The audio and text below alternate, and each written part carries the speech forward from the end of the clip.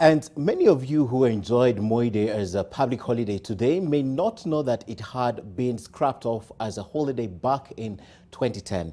It may also be known to a few that it took the effort of 32-year-old lawyer, that's Gregory Nyauchi, to have it restored by law as a public holiday in November of 2017. Mark Masai spoke to this young lawyer and found more than one reason that inspired this move. If you manage to get Moi Day off to rest, you have Gregory Nyauchi to thank.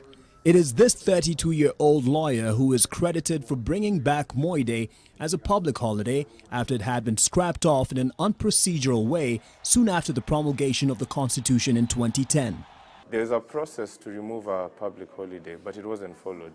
There was basically a roadside declaration. So the thing that happened is what people don't like to happen. So what I wanted to remind people is that it's not just the people who need to follow the law. The government also needs to follow the law.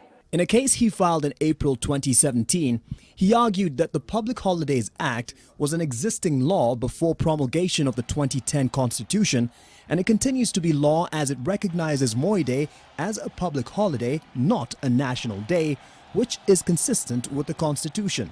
In November 2017, Justice George Odunga ruled in favor of this petition, restoring Moi Day as a public holiday. But Gregory is clear that it is not about him being fond of the former president, but more about acknowledging the importance of employees getting a day to rest. I didn't bring it back because of him or because of his legacy.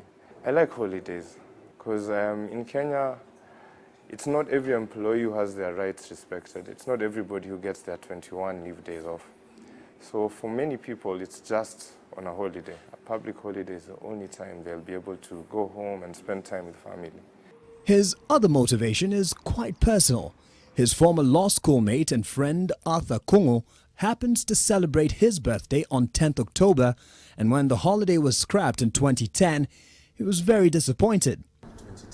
So years later, when they started working as lawyers, they tried to see what they could do to change things.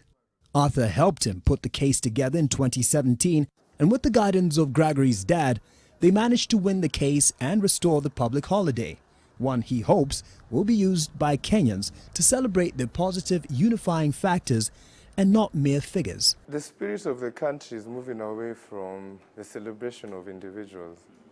We are understanding more that we need to have institutions, that we need to that personalities are not enough to hold us together. But I would like also, as a cultural appreciation day, that would be nice, because that is also what brings us together. Now, unless Parliament amends Schedule 1 of the Public Holidays Act, October 10th will remain a public holiday.